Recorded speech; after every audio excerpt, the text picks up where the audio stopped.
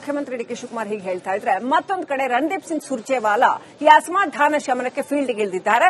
ಇಂಡಿ ಶಾಸಕ ಯಶವಂತರಾಯಗೌಡ ಪಾಟೀಲ್ ಜೊತೆ ಸುಮಾರು 2 ಗಂಟೆ ಕಾಲ ಮಾತನಾಡಿದ್ದಾರೆ ಅಂತ ಹೇಳಲಾಗಿದೆ. ರಣದೀಪ್ ಸಿಂಗ್ ಸುರ್ಜೇವಾಲಾ ರಾಜೀನಾಮೆಯಂತಹ ನಿರ್ಧಾರ ಮಾಡಲೇಬೇಡಿ, ಪಕ್ಷದಲ್ಲಿ ಸೂಕ್ತ ಸ್ಥಾನಮಾನ ಕೊಡೋಣ ಅಂತ ಇಂಡಿ ಶಾಸಕರಿಗೆ ಸಮಾಧಾನ ಹೇಳಿದ್ದಾರೆ ರಣದೀಪ್ ಸುರ್ಜೇವಾಲಾ ಮಾತಿಗೆ ಏನೂ ಉತ್ತರಿಸಿಲ್ಲ ಅಂತ ಹೇಳಲಾಗಿದೆ. ಇಂಡಿ ಶಾಸಕ ಜನರ ಜೊತೆ ಚರ್ಚಿಸಿ ತೀರ್ಮಾನ ಕೈಗೊಳ್ತೀನಿ ಅಂದಿದ್ದಾರಂತೆ.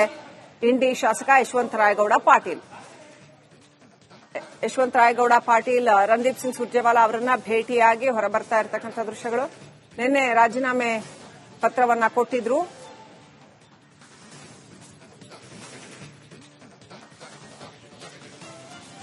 ಒಂದು ಕಡೆ ಡಿ ಕೆ ಶಿವಕುಮಾರ್ ಅವರು ಹೇಳ್ತಾರೆ, ಯಾರೇ ರಾಜೀನಾಮೆ ಕೊಟ್ಟರು ಕೂಡ 5 ನಿಮಿಷದೊಳಗಾಗಿ ಮುಲಾಜಿಲ್ದೆ ಅದನ್ನ ಅಂಗೀಕಾರ ಮಾಡ್ತೀವಿ ಅಂತ. ಮತ್ತೊಂದು ಕಡೆ ಹೈಕಮಾಂಡ್ ಫೀಲ್ಡ್ಗಿಳಿದಿದೆ.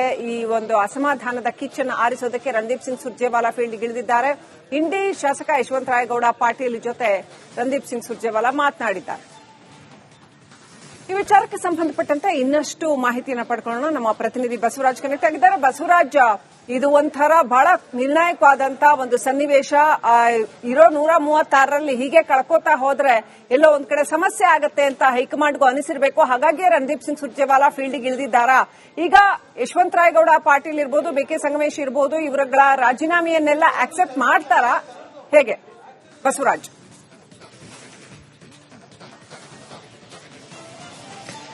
ಸದ್ಯದ ಲೆಕ್ಕಾಚಾರದಲ್ಲಿ ಯಾವುದನ್ನು ಕೂಡ ಅಕ್ಸೆಪ್ಟ್ ಮಾಡೋ ಸೂಚನೆ ಕಾಂಗ್ರೆಸ್ ಹೈಕಮಾಂಡ್ ನಿಂದ ಇಲ್ಲ ಶ್ರೀಲಕ್ಷ್ಮಿ. ಆದ್ರೆ ಸಿಎಂ ಅವರು ಹೇಳ್ತಾ ಇದ್ದಾರೆ, ಒಂದ್ ರೀತಿಯಲ್ಲಿ ಎಚ್ಚರಿಕೆಯನ್ನು ಕೊಡ್ತಾ ಇದ್ದಾರೆ. ಇದಕ್ಕೆ ಒಂದ್ ರೀತಿಯಲ್ಲಿ ಅಸಮಾಧಾನ ಕೂಡ ಕೆ ಎನ್ ರಾಜನ್ ಅವರು ವ್ಯಕ್ತಪಡಿಸಿರ್ತಕ್ಕಂಥದ್ದು. ಯಾರೆಲ್ಲ ರಾಜೀನಾಮೆ ಕೊಡ್ತಾರಲ್ಲ ಅವ್ರನ್ನ ಅಕ್ಸೆಪ್ಟ್ ಮಾಡುವಂತದ್ದಾಗ್ಲಿ ಅವ್ರನ್ನ ಬೆದರಿಸುವಂತ ಕೆಲಸವನ್ನ ಸಿಎಂ ಮಾಡಬಾರ್ದು. ಅವ್ರಿಗೆ ಮನವೊಲಿಸುವಂತ ಕೆಲಸ ಮಾಡಬೇಕು, ಅವ್ರಿಗೆ ಒಂದಿಟ್ಟು ಸಮಾಧಾನ ಮಾಡಬೇಕು.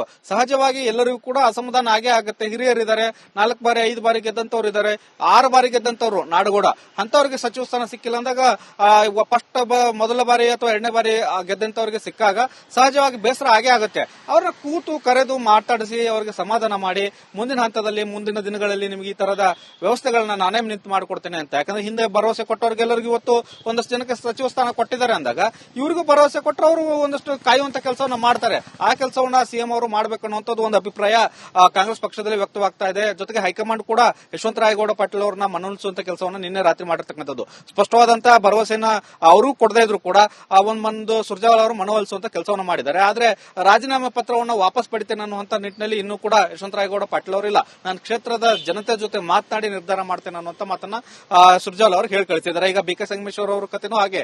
ಈಗ ಅವರು ರಾಜೀನಾಮೆ ಪತ್ರವನ್ನ ಸಲ್ಲಿಸಿದ್ದಾರೆ, ಆದ್ರೆ ಇನ್ನೂ ಕೂಡ ಅದನ್ನ ಅಕ್ಸೆಪ್ಟ್ ಆಗಿಲ್ಲ.